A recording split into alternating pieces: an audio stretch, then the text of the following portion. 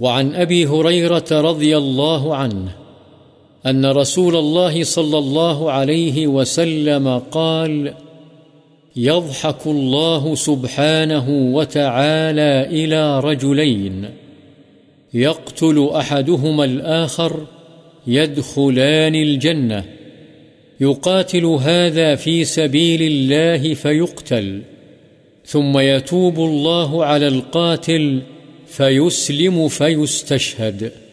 متفق عليه۔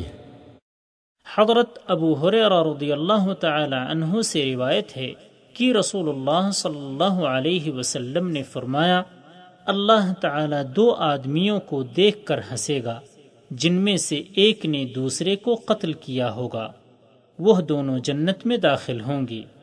یہ قتل ہونے والا اللہ کے راستے میں لڑتا لڑتا قتل یعنی شہید کیا گیا تھا، پھر اللہ تعالی نے اس کافر قاتل کو توبہ کی توفیق دے دی اور وہ مسلمان ہو کر اللہ کی راہ میں شہید ہو گیا۔ بخاری و مسلم۔